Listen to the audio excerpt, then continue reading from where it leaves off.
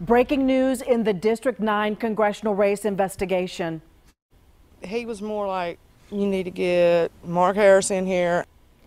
Another stunning admission only on Channel 9. A second woman says she was paid to collect absentee ballots without knowing that it is illegal.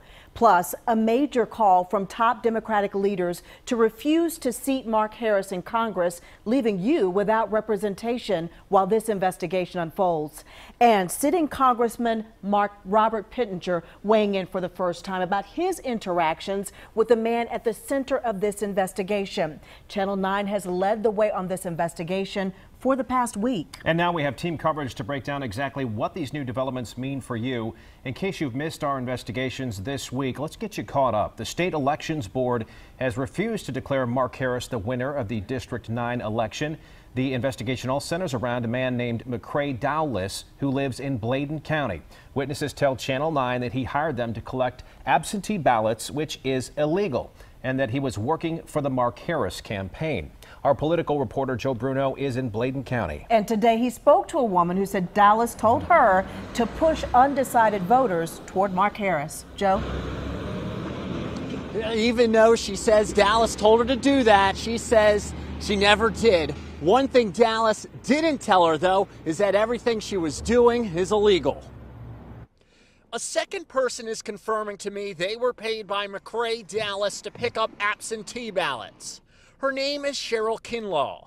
She has known Dallas for a while and decided to work with him to pick up some extra cash for Christmas. I feel bad now that I know that it wasn't legal, but I did at the time I didn't know. Kinlaw is friends with Ginger Eason. Yesterday, she told me she was hired by Dallas to do the same thing. I discovered them after a source provided me with photocopies of 159 absentee ballot envelopes. Kinlaw and Eason signed as witnesses for the people whose ballots they picked up. Like Eason, Kinlaw didn't mail the ballots. She gave them to Dallas. I don't know what happened to him after that. I know there was stacks of them on his desk. Kinlaw says she dropped the ballots off to this brick office building on NC 410 highway. No one was around when I stopped by, but there was a Mark Harris bumper sticker on the front door. Kinlaw says she was told to promote Harris and Bladen County Sheriff Jim McVicker to voters. She refused. Well, if he said kind of boost them whenever you're talking to people, and I tell people, vote for who you think's right. But he was more like, you need to get Mark Harris in here and you need to get McVicker in here. Of the copies of returned envelopes I obtained, Kinlaw and Eason were 2 of 8 people who signed as witnesses for at least 10 ballots each. Today, I stopped by the homes of those other witnesses. At Sandra Dallas's apartment and Lisa Britt's claimed residence, someone was inside and saw me but refused to open the door. When I stopped by the homes of James Singletary, Jessica Dallas, and Deborah Edwards, no one was around. Woody Hester, who signed the most ballots, didn't want to see me either. Kinlaw says she knows of at least 5 other people who are doing this. She says it has been going on for years. Do you feel McCrae Dallas swayed the election?